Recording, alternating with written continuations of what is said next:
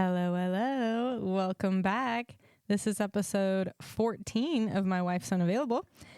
And I'm your host and life coach, Chelsea B. And filling in for my lovely wife today is my colleague, Mei Li. I'm super excited to have her here. Welcome. Hi. Yeah. Hi. I'm super excited to have you here. And let me just tell you my thought process, because I've been talking about having you on. And the closer we got to it, I started thinking I talk to Mei Li on average, once a week or every other week at the minimum, Right. And she's in my daily life. So I'm that's kind of cool. But yeah, to give everyone a little perspective. So you're a fellow life coach, and we first met, I guess it's coming on 2 years now, when we yeah, isn't that wild? Wild. When I think about it, I'm just am I calculating that correctly? I know. And yet I feel like a baby coach still. Oh, for sure. But I will say I've been working on more hours lately, and I've had a couple coaches that are fresh out of their 101 and 102, and I'm oh, I'm actually not baby. I'm not an infant. I'm just still a baby. That's a good point. We need to acknowledge our progress. Yes, exactly. But it was really good to see, because I'm oh, that was me, but it's not me anymore.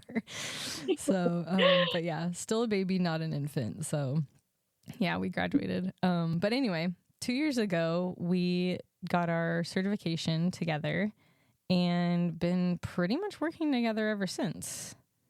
I know. It's been such a beautiful evolution of this friendship, relationship, where we started off doing those triads to practice our coaching.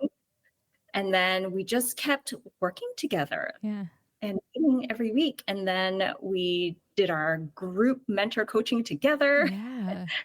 Where we are now. Yeah. It's been really awesome. And I don't think I've appreciated it enough and or reflected on it enough until, like I said recently, where I'm Mei Li's gonna be on my podcast. And then the more I was saying it, I was like Emma knows exactly who I'm talking about, but she's never met you, And I don't know. I just had this realization. I'm Mei Li's someone I talk to on a regular basis, and we chat, we catch up on life, I know where you're at, you know where I'm at. We know what each other's working towards, goals, whatever, what we did on the weekend, or, things like that. So I just started really appreciating it lately.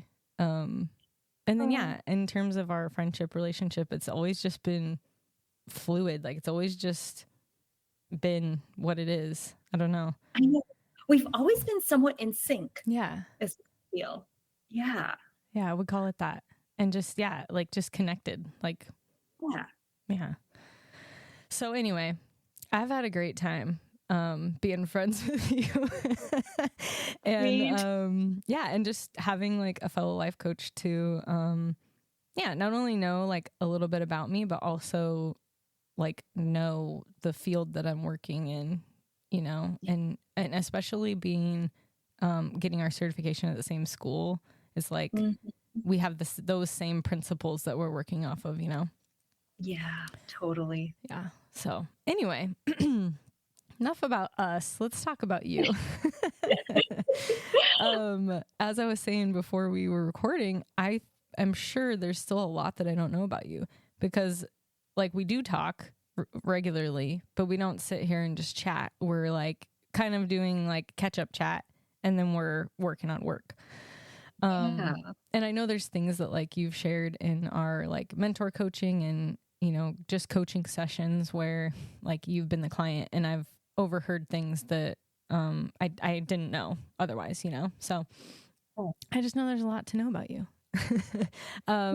Yeah. So let's just start. A little bit about you, where you're from, what you're doing these days, that sort of thing. Maybe a little story, if you will. Oh my gosh. Well, I always wonder how to start off these things, but a little bit about me. I grew up in Malaysia in the 70s. Oh, wow. So at a time when it was really a lot more conservative than it is now. Okay. I have a dad who's ethnic Chinese and a mom who's ethnic Filipino. Okay. So there are a lot of languages spoken at home.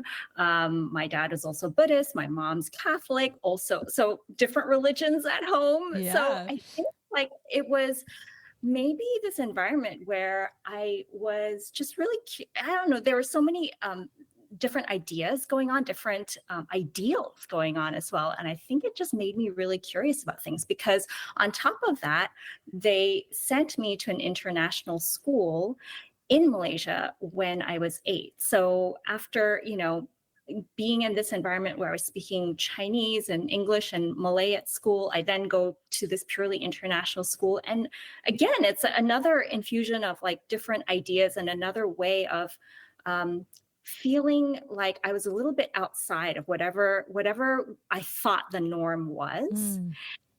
And I think all of those things just, I don't know, fed my curiosity in some ways. Yeah, for sure. It's feeding mine right now. I'm like, I've got questions just stacked up right now.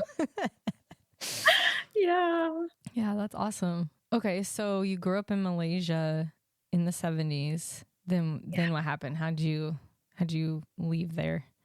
Oh my gosh. So I was there until I was about 16. Okay. And then I went to school. I continued my education in England. I was there for 3 years. Wow. And I really struggled while I was in England, by the way. It was just, I don't know. I think maybe at the time too, there wasn't as much exposure for me anyway to what it was really like to be outside, to be in the West. My concept of being like in the West was from TV. And there were there was one English language channel growing up. So I just had very little concept of it. And when I went to England, there were just so many things that felt very jarring to me about being in this environment, so I struggled there. I had a hard time in school. I went to college for a year and then dropped out and went back home, like a total disgrace to my family. Oh. Yeah. And then sort of spent another year at home and started exploring just what do I need to do next? How do I get back into the next phase of my life, and ended up applying to colleges in the US. So that's how I ended up winding up in the middle of the country in central Illinois. Central Illinois. I did not realize that. I know. And this is another, I was so clueless, Chelsea. This is basically the story of my life. It's being completely clueless, bouncing around. And, again, like my concept of the US was basically Beverly Hills 90210. A TV show. On at the time when I was a teenager. And so I was like, it's got to be something kind of like that. That's the US, right? And of course, I ended up in central Illinois where it's nothing like that whatsoever. Wow. So what is in central Illinois? I have family in Illinois, but it's a very small part. And I believe it's, I'm not even sure. I'm gonna have to look at a map. I know the town, but I don't know like where it's geographically located. And I know it's like on the border of Illinois and Iowa, but that could be a lot of places. Yeah. But yeah, what is in central Illinois anyway? Or what brought you to central Illinois specifically? Like I said, it was the cluelessness. It was not kind of thinking about the difference, about subcultures in the US. I just thought of America is this one homogenous place. And there was a college fair in Malaysia, and I guess there were all these Midwestern colleges there, and I just picked one. So that's how I ended up winding up in central Illinois. Okay. College fair. Yeah. Okay, cool. So yeah, I'm looking up the town that my family's from, and it's like northwest. like almost in the corner. I don't know if you're gonna be able to see this, but maybe. Barely see it. What's the town called? Oh, is it Savannah? Yeah, it's called Savannah, and it's a tiny town. But that's as far as I've been in Illinois to a small town. So, okay, cool. So you went to school there? I went to school there and I completed school there. Yeah. Okay, nice. And then what happened? And then I actually got married. And oh, wow. have we never discussed this? No, my face is like, I'm just learning a new gem about Mei Li right now. It's so long ago that I know it's a significant event, but because it happened so long ago and so many other things have happened since, I almost forget it too, that it is a part of my story. But yes, I was married. I lived in Chicago from I want to say it was 1997 all the way through 2004. Okay. It's a little stretch. Yeah. Mm-hmm. Nice. Yeah. Okay. What were you doing during that time? Let's see. What was I doing during that time? It was a long time ago. Now I'm quizzing I you. know. So okay, here's the other secret is that I graduated from college with a degree in theater. Again, another thing I don't really like to admit, because I've done nothing with that really. But I did initially. I was auditioning and living that kind of lifestyle, temping, auditioning, and realizing how much I didn't love it. I didn't love it enough to really deal with that type of lifestyle. And I didn't think I was that talented either. I think you've got to really believe in yourself and really believe in it to pursue it. And also at the time, there weren't that many roles available for Asians. And so I would say, if most of the parts that I auditioned for did not have speaking roles, but if they did, they often asked for an accent. Those were the times I had to speak with an accent in most of the speaking roles I auditioned for. Wow. So, I know, right? And so I was doing that for a little bit. And then I decided that I wanted something a little bit more stable. And I had also been volunteering at a rape crisis center at the time. And they offered me a full-time job. So I decided to take it. So that then became my career for a number of years, was working in nonprofits. So I started off in that doing rape crisis counseling. The specific thing that I was doing was the job title was medical advocate. And what it meant was that I would go into ERs in Chicago where there were rape survivors. Somebody had just, come in after having experienced sexual assault, and they needed somebody to help them kind of walk through the system.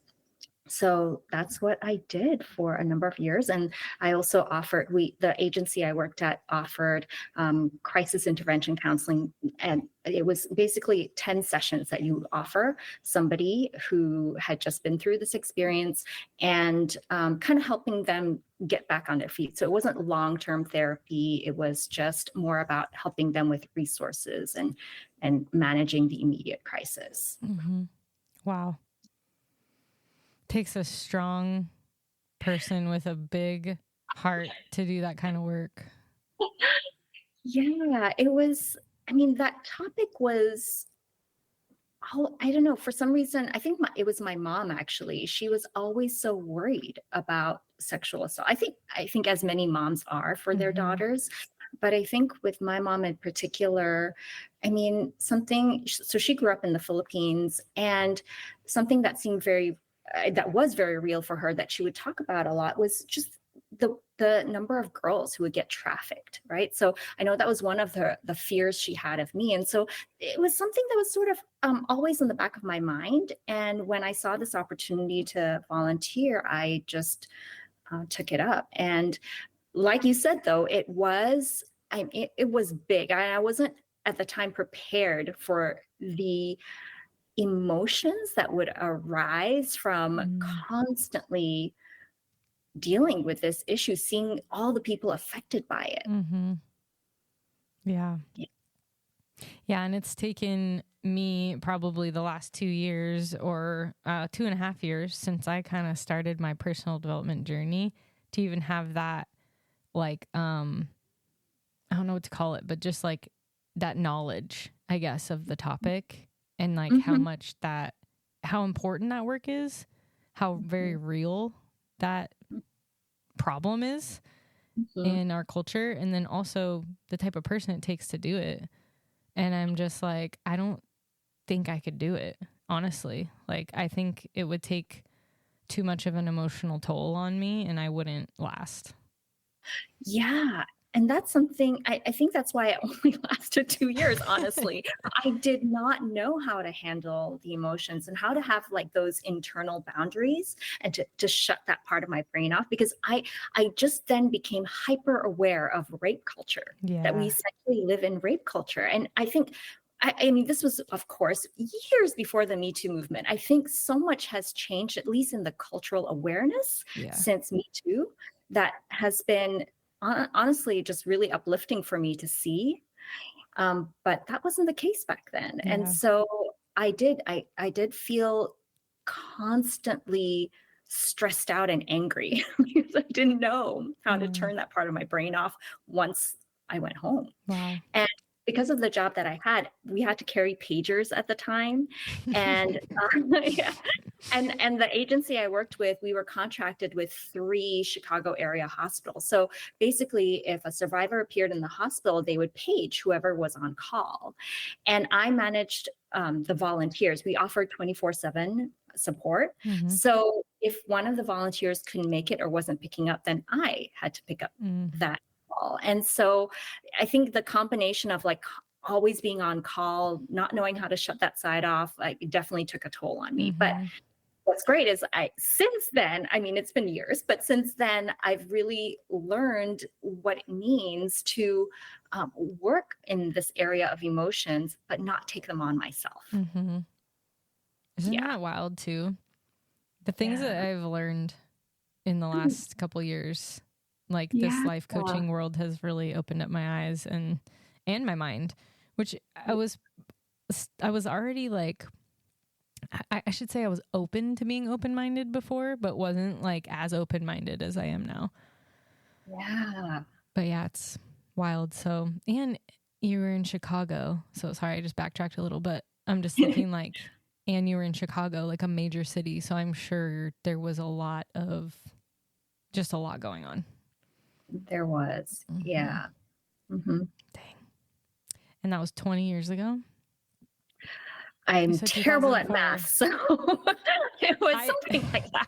I usually am too. But you said 2004 until 2004 you were in Chicago. So that's 20 years ago. Yes. And but yeah, I only did that role for 2 years, and then I knew I wanted to stay in nonprofits. I really liked the mission oriented aspect of it, and so I did continue staying in nonprofits, but I decided to go more into the background and do, I started doing more of the fundraising in office work, because in my mind, I could still contribute to society in that way, but not take on the emotional burden of working directly with people in that capacity. So yeah, I started doing more fundraising. Nice. Nonprofits also like such important work and is a grueling, like, you know, I don't know what you call it, sector or whatever to be in. Okay. And then what happened after that? We still got 20 years to fill. Got 20 years to fill. Okay, what do you want to know? Like, I guess movements and like just kind of in general, what you were doing with your life. Yeah, so if we look at it more from the career perspective, I guess I continued to be in nonprofits, and then actually, here's what happened. I ended up getting divorced. Oh, right. that happened.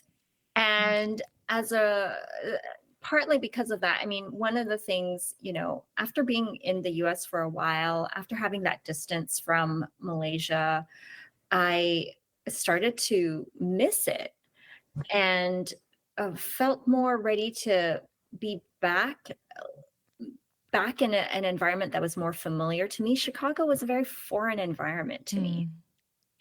And but I wasn't ready to go all the way back to Malaysia either. And I had a friend who was in San Francisco that I would visit. And it was usually over Thanksgiving. And I just, every time I went there, there was a feel about San Francisco that was just so familiar to me. It is so Asian in San Francisco. So not just the food, the people, but even like some of the architecture, you could see those influences. And so that familiarity was just calling to me after being away from home for a while. And so I ended up, because of the divorce, I was able to leave Chicago. My ex was from Illinois. And so anyway, I left Chicago and moved to the Bay Area. Then I was there for the next couple of years, really. Yeah. I love San Francisco. Yeah. It's a great place. Fun fact and a secret detail of mine, but my wife and I had our first kiss in San Francisco. What? So we're like, I need to hear this. We're a little bit in love with San Francisco, but yeah, it's actually a funny story because leading up to dating, I was like, I'd spent probably the previous 4 months crushing on her, maybe even longer than that. I don't know exactly, but 4 or 5 months or so. But she was kind of like on the tail end of a rocky relationship and getting out of it. And before, she was still with this person and she didn't know I liked her or anything like that. We were best friends for, I think maybe a year or two before this. Well, played the long game. Yeah, the long game. Yeah. Well, okay, actually, let me get this right. We were friends for, I think, 3 or 4 years before dating. And then we had somewhat of a falling out, which is complicated and didn't even really need to happen if you really think about it. But and so then we didn't talk for probably, I don't even know how long, but not a super long time, maybe 6 months or so. Maybe, yeah, somewhere around there. Anyway, then when we reconnected, we just got close really fast. And we just picked up where we left off, great friends. And then a few months after that, I was like, oh, I think it's more than friendship for me, but we'll see where this goes, But anyway, as friends, I was going to visit another friend in San Francisco. And I knew that I knew she worked really hard. She was in school and she never really had time to go, somewhere. So I was like, hey, do you want to come with me? And she was like, sure. So then fast forward, by the time the trip was happening, our relationship was starting to develop and we were crushing on each other, Wow. So yeah, first kiss in San Francisco, but yeah. So where in San Francisco? Can you reveal? I'm not even sure where I was. I know we were on the way to meet her brother, who happened to be visiting San Francisco on the same weekend somehow. And we were meeting up with him at his hotel. And yeah, I don't know. We were walking the streets somewhere. Yeah. On the way to his hotel. So yeah. It was magical. It really was. Yeah. Cloud 9. There's a bunch of Cloud 9s in San Francisco. But yeah. So anyway, I'm jealous that you live there because it's just, even without that awesome story that I have, it's just fun. It's a fun place.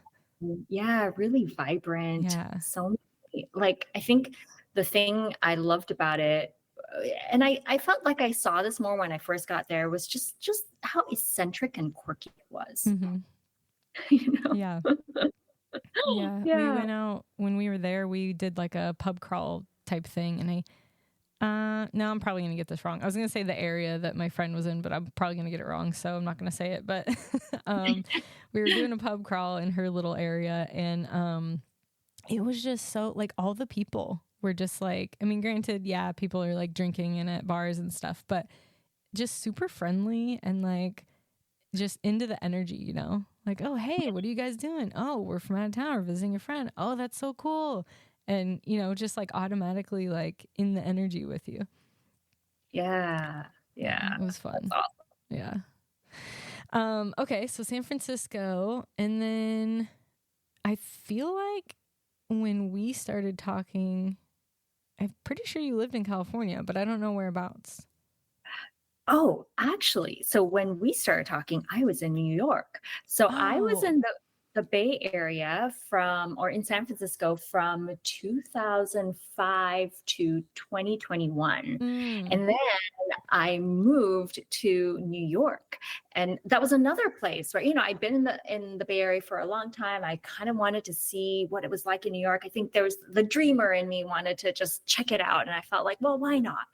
And so I went to New York, and then I was there for a year, and I got laid off. And so it was that made me start to explore what else could I look into that has always been calling to me. And so you know, I'd had people over the years say I should consider coaching. I myself had hired coaches and loved working with them, found them so transformative. And so that's what got me looking into coach programs, found the one that we met through.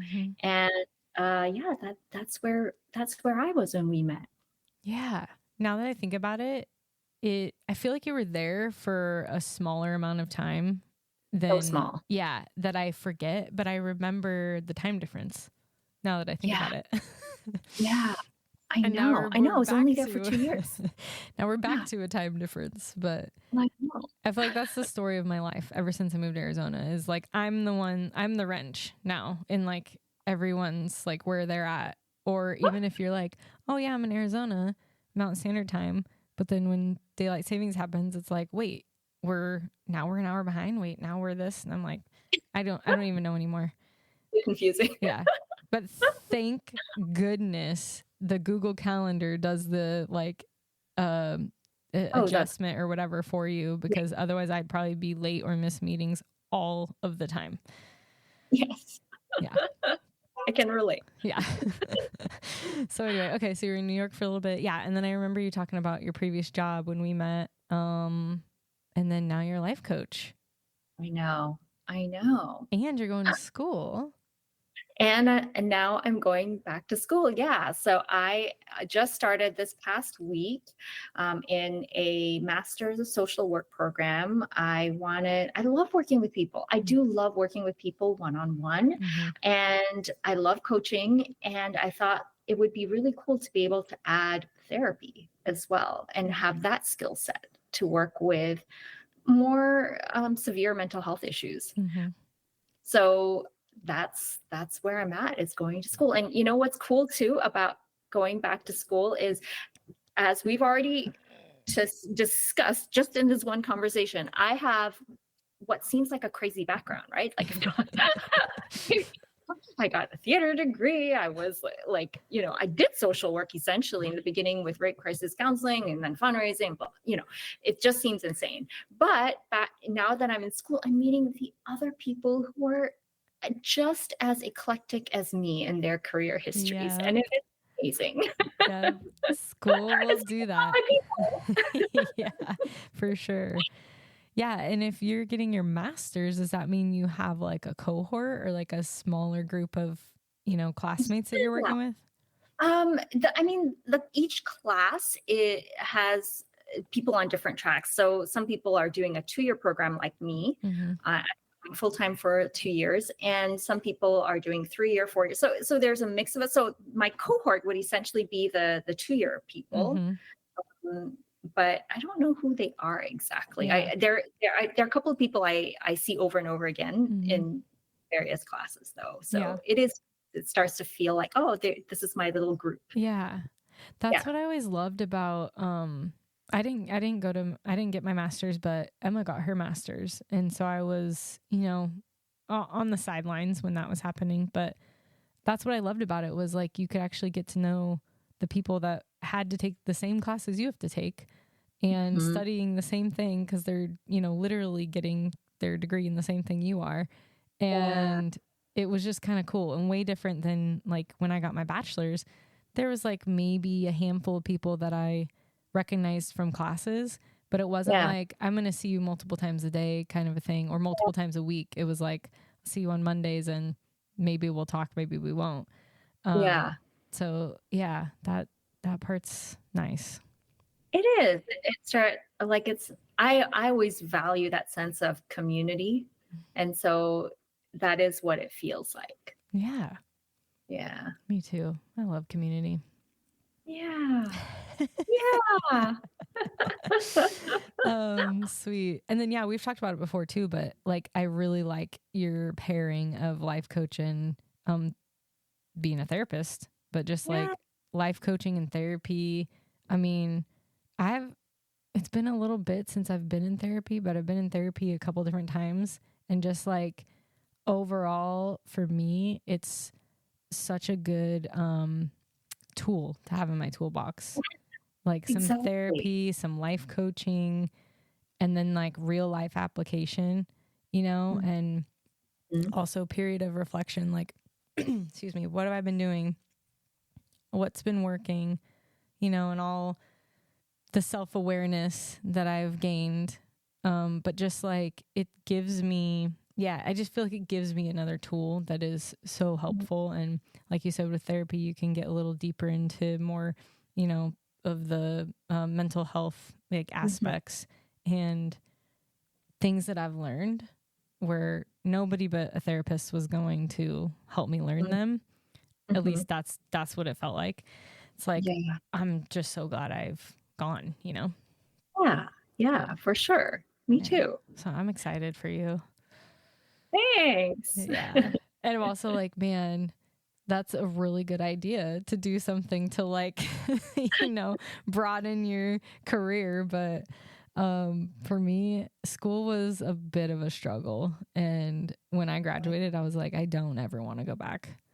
So the fact that I even like signed up for a certification was pretty rare, like for me to even be thinking of it. But I was so sure and so passionate about it, which I didn't have when I was in college. Like that was part of my problem, was I switched my major track like probably 6 times, no joke. And then I was academically dismissed at one point, had to go, I had to take, in order to get reinstated, I had to take a quarter off, and then you had to get like a certain GPA. I want to say it was like above like a, whatever, like I don't remember. I think it was like 2.8 or something, but basically like you couldn't have less than like B's and C's to get back. And you had to have that for 2 quarters. And that was basically like a full, academic year that you weren't there at the university. And then you had to apply. So they had to like go through what you've been doing, your records, and see that, you can come back and, do better.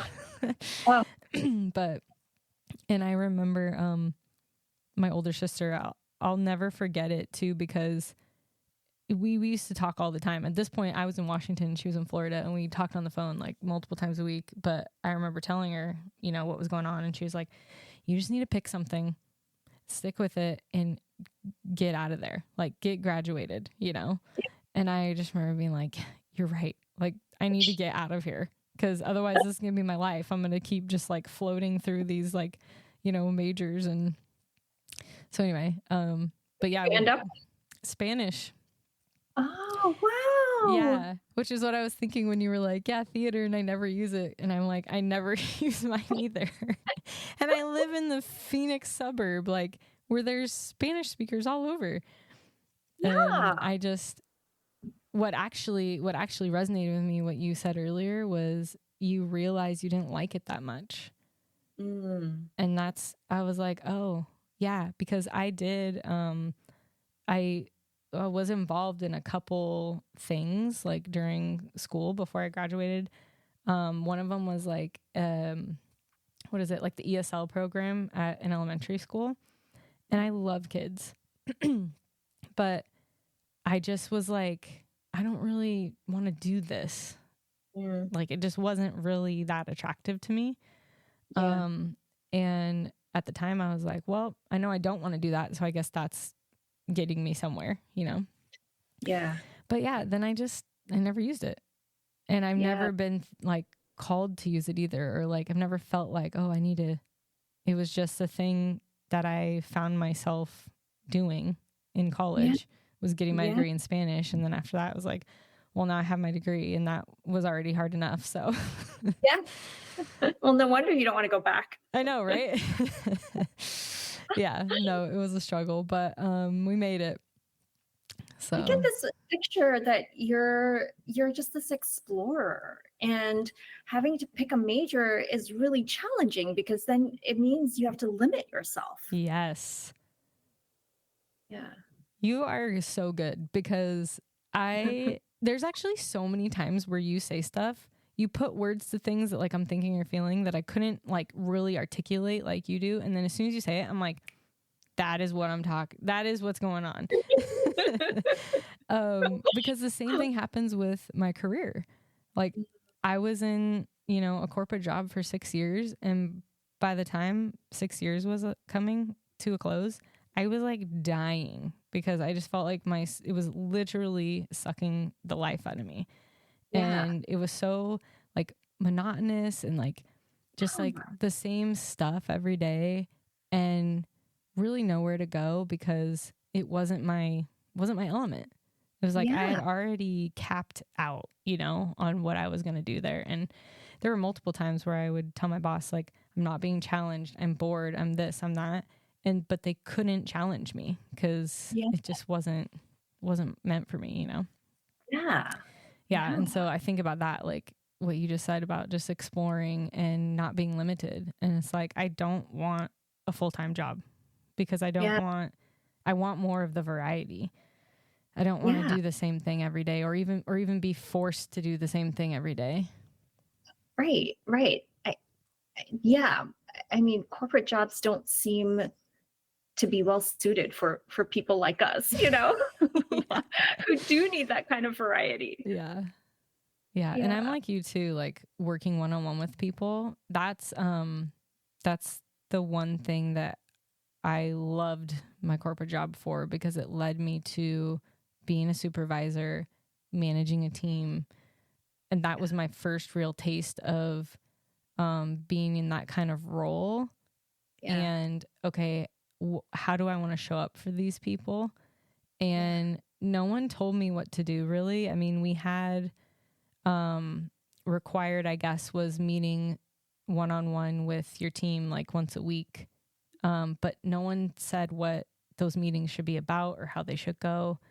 Just like a check-in, And I just took it upon myself to be like, what do you want to do here? Like, what are your goals? Like, what can I help you with? And and just like really building a strong team, because I was building them like individually, and always about teamwork, always about community. So we had a really good thing going on, but it really planted the seed of like, okay, there's something here. I really like working with people one-on-one on their goals, where they want to go. And then not only being like next to them on that journey, but then like when they accomplish something, it's just like you feel that same like, heck yes. Like you were just working, for how long on that? I've seen you putting the work in. I've seen you struggling, and then to see them be like, I did this. It's just like, that's what I want to be a part of. Yeah. No wonder you're a coach. But anyway, cool. Well, wow. There's so much I learned about you.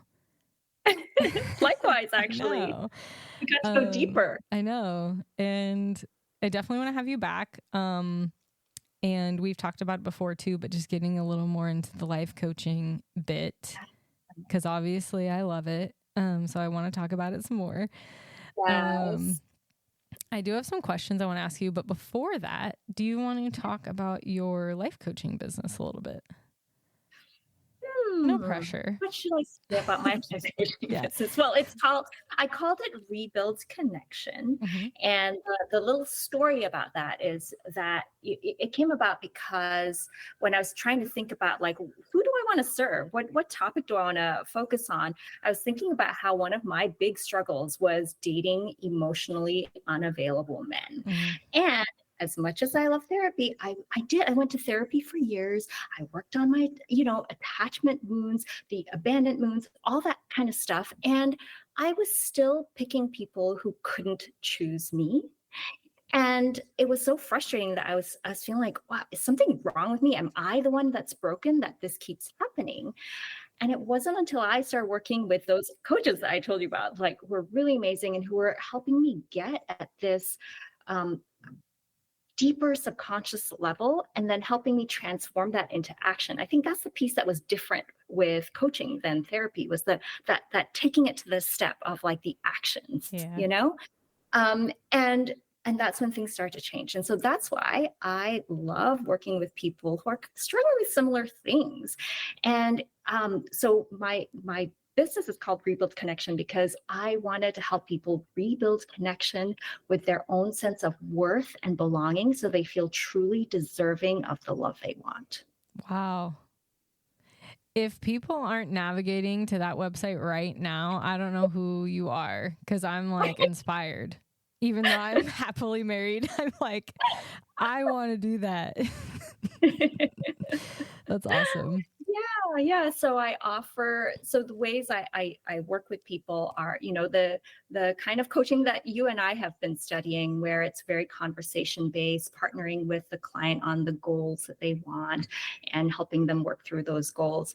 But the other thing that I offer are these guided journeys. And I actually really love that piece. And I think the two of them kind of go together well, because the conversation style of coaching it still tends to stay more at the conscious level. And then these guided journeys that I do, where I lead people to meet sort of the parts of themselves that are in the way of what they want, and that works more at the subconscious level. And so we meet people's inner child, their shadows, the things they're ashamed of, the things they're fearful of. And it goes into this like really imaginative space. And it's always wild, but it's hard to even describe, but it basically works at the level of the subconscious, which to my understanding, it works in imagery and emotions. So we really deal in that space through those journeys. And people are always like surprised by what they discover, including me. I'm always surprised at what comes out. Yeah. I'm not kidding. I want to sign up. Oh yeah, let's do it. I'm like already feeling amazed and nothing's happened. Yeah, that's cool. Now I'm thinking, I wonder if we do that and record it. Whoa. Yeah. Well, let's talk about that. We can talk about that. Sure. Yeah. Cool. Well, that's awesome. Well, yeah, I just love that our paths crossed and that we got connected. Yeah. And then I have someone that, like I'm really in sync with in this space that I'm so enthralled with right now and studying. And, I do it part-time, but it really is like kind of my life. Like when I'm not life coaching, I'm kind of just like life coaching myself and like working on, all the things. Absolutely. Someone said to me, we offer what we need. And that really resonates with me. And I think that's true. I'm always offering something that I myself need. Yeah. Yeah. I like it. I like it a lot. Yeah. Cool. Okay. Well, I got some questions for you. Okay. They're easy, but I ask everyone them. So the first one is, what is your best self-care tip? Ooh. I don't know why that like hit me, and I was like, oh my gosh, best one? There's so many. I know. Okay, well, here's one that I have been loving. It is actually having my own coach. I would say Okay. that is my biggest self-care tip. Okay. It's a way that I get to really, after working with clients, it's so nice to have somebody who then works with me and takes care of me. Yeah. I love that. Yeah. Having a life coach. Yes. It's amazing. Yeah. Cool. Awesome. Okay. I don't have my notes. I just recently relocated my desk because we got a roommate along a friend of the family that I've known for years, but yeah, temporary roommate, and relocated my desk, and sadly did not prepare my notes and can't remember where I put them. But That's okay. I think I can remember them all. The second one is usually what lights you up. Ooh. Honestly, it's conversations with people, and I don't mean small talk. I really mean conversations where we really get to know something real about each other, where I think maybe what lights me up is like kind of when you're able to enter that slightly scary, really vulnerable place with somebody. Yes. Ooh, that totally lights me up. Yeah. But you're both there. So that's why it's like, okay, we're both here in this spot together. Yeah, it feels magical. Like there's nothing like it to me. I love it. I'm the same exact way. And I even before you get to that spot, but like the intellectual conversations, like I want to have intellectual, deep conversations. And then if someone takes us down to that level, we're good. Like, let's just keep rolling with it. Yes, yeah. Absolutely. Awesome. Okay. If you had 1 minute to tell the world something, what would you say? Her face. Oh my God, Chelsea, what a stumper. I know people either love this question or they're like, why didn't you prepare me for this? I'm not sure what I would say exactly, but I know it would be something around cultivating compassion. Passion for yourself, compassion for others. I think that to me is something that's just missing. And I would love for all of us to just be more, and what I associate curiosity with that compassion, but compassion is the primary one, because I think you can be curious, but it can be like, why are you doing that? So like the kindness that comes with compassion is what I mean. And just being open to why do you believe the things you believe, even if it's completely different from mine, versus like just going into judgment. I feel like we often just go into judgment. Yeah, totally. My roommate this morning, I can't remember what it was, but she said something and then I commented, and I'm kind of a smart ass anyway, but I commented and she's like, don't judge me. And I was like, I'm not judging you. It's like, I'm just making an observation. And then we're laughing about it because she realized that, well, I'm not judging. I just was like, oh, you like something, but it was just funny. But yeah, the judgment. Yeah, I don't. And I in full honesty, I used to be a judgmental person. Oh, I still can be a judgmental person. I don't ever stop. That side doesn't switch off. Yeah. Right? I think it's more that I'm like, okay, you have your place, judgment, but let's have compassion come out a little bit more. Yeah, maybe it is the compassion.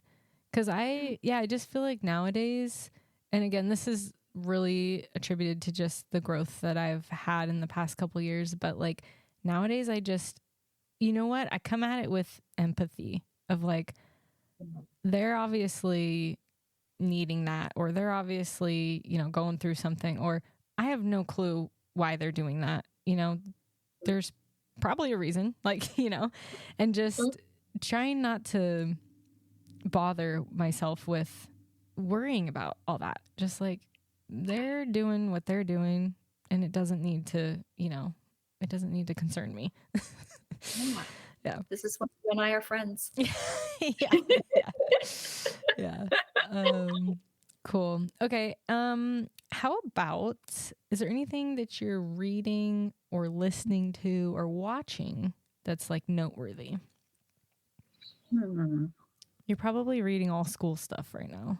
I know. Right now, I'm like very immersed in school stuff, and I will say I'm reading a book that goes into Ida B. Wells's autobiography. I did not know her very well before this, but I think so. It's a section of the book where she's talking about basically going to Europe and trying to get people to raise awareness about lynch laws in the U.S. at this time, and the plight of Black people at this time, and so that's been sticking with me, because like the horrors she describes, like she goes into like the different people who have been lynched, and it just like, it just gets to me. Yeah, it's so like just on such a visceral level, to think that it is just not a crime to kill a Black person. I know. Yeah. It's just, wow. It's bewildering to like when you really think about it, and also sickening, but like, when you really think about it, it's just like, this actually happened. And like, what was it? We watched, what was that movie with Leonardo DiCaprio? It was like a long movie. Oh, Killers of the Flower. Yes, I was gonna say something with roses. Killers of the Flower Moon. I watched. I watched it, but my wife watched it first, and she's like, "I think you need to watch this." Well, little bit of context is like probably like a year and a half ago, I was like, I can't watch movies like this anymore. Like they make me sick. Like, and I just get too like emotionally like derailed, because I realized like this actually happened, and just like how terrible.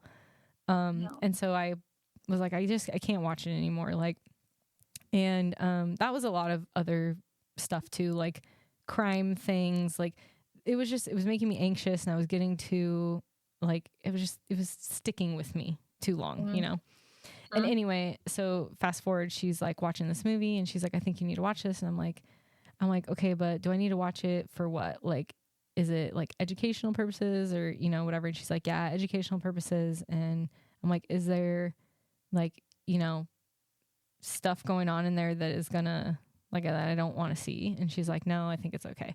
So anyway, I watched it, and she was right. It wasn't as like emotionally impactful as some things we've watched, but it was still just like, this is based on true life events. And it's just so, I can't believe it.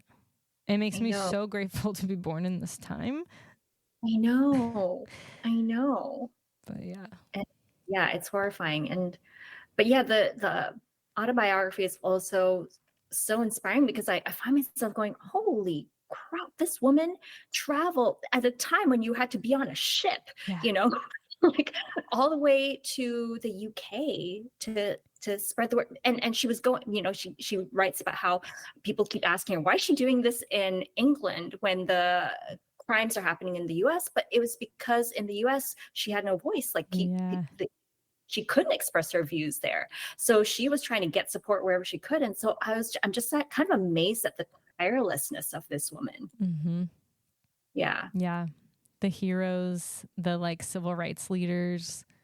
I wish I knew more about them, honestly. Like, and even like, and even when I think about like the LGBTQIA plus, like, I don't know much about the history of it. And I'm not gonna lie, I think I avoid looking into it sometimes, because I don't want to have to get through the struggles and, learning about the bad stuff.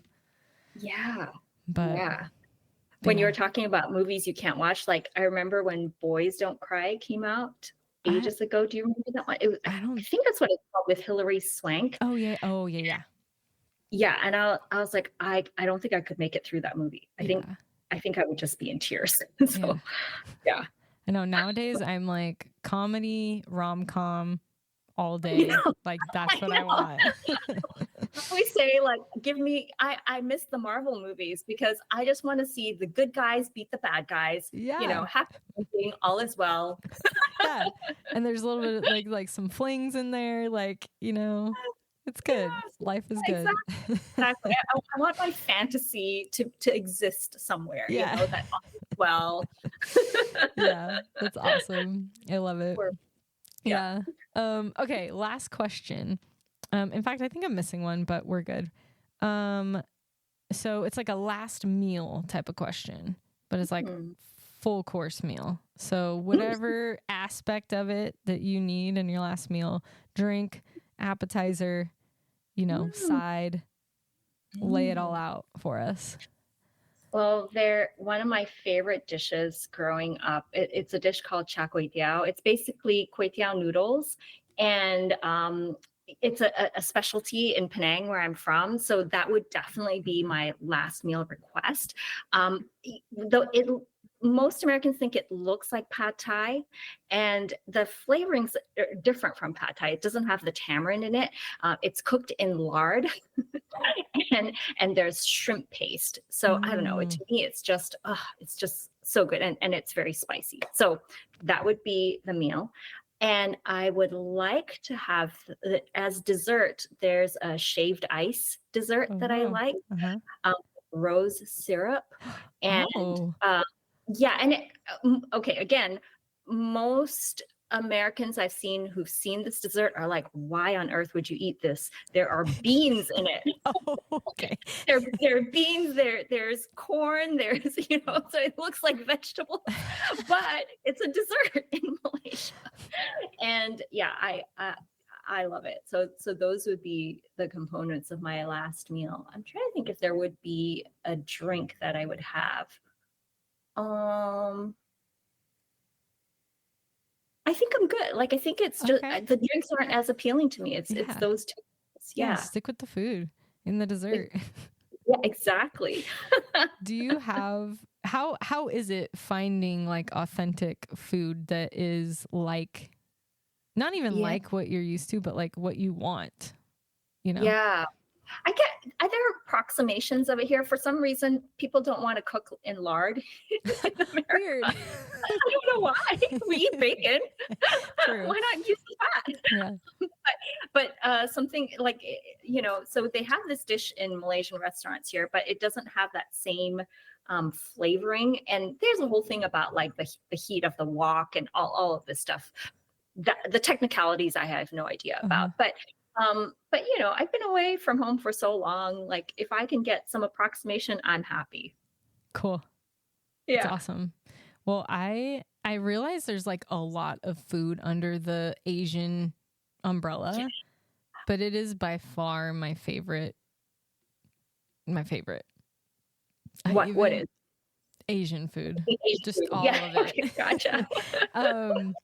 I recently joined a Facebook group called Arizona Asian Foodies because I was trying to find it because it's not very common around here. But I was like, there's got to be stuff. There's got to be something, Yeah. And so I'm in East Mesa, and Mesa, like 20-ish minutes away, there's a whole like, I don't know if they call it, I don't know what they call it, but basically like a little Asia type situation where there's a couple different markets actually and restaurants. And so you definitely go to that area and you can score. But yeah, so anyway, I joined that Facebook group to hear what people were saying in Arizona about it. Oh my God. But yeah, and I don't join any other kind of food group. That's the one I wanted to be a part of. So yeah. I'm all for it. Yeah. And I've seen like, you said Penang noodles or something like that? Penang is where I'm from, but so these noodles are very popular. Okay. This type of dish is very popular in Penang. Because I feel like I've seen like Penang on the menu at some places. Yeah, so there's a Thai curry called Penang curry. Okay, so it's a slightly different thing, but okay, that's probably it. Yeah. Yeah. Nice. It's a good curry too. I love that curry. Red curry is like my thing, but I'll do any of them. Yeah. I remember one time I had a boss, like, this was like back when I was in the Seattle area, and I was eating like some random soup for breakfast, and she walked by me and she's like, "Are you eating soup?" And I was like, "Yeah." And she's like, "Hmm," and then just kind of walked away.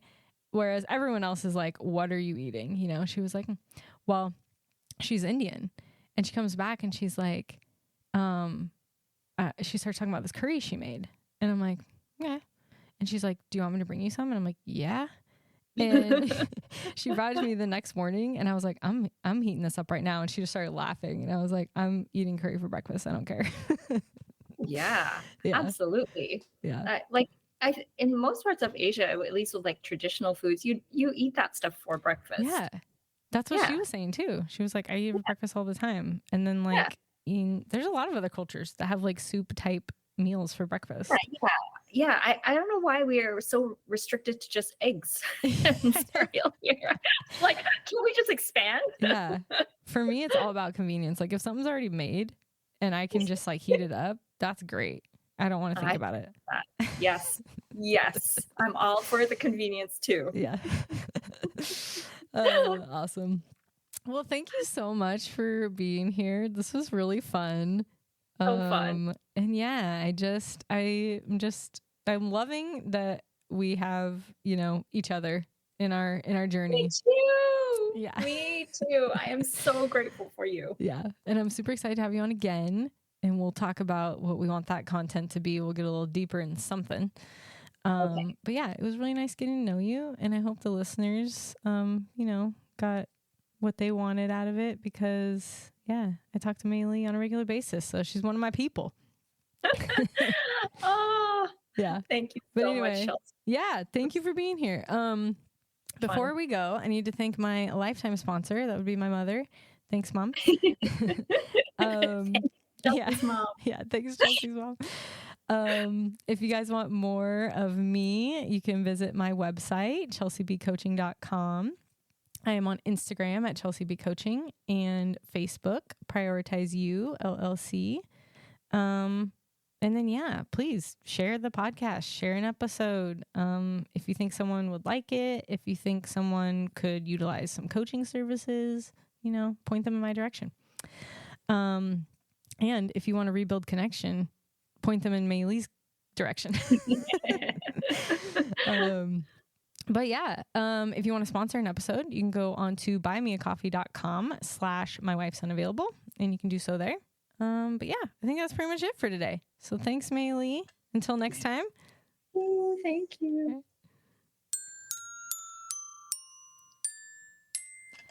Bye-bye.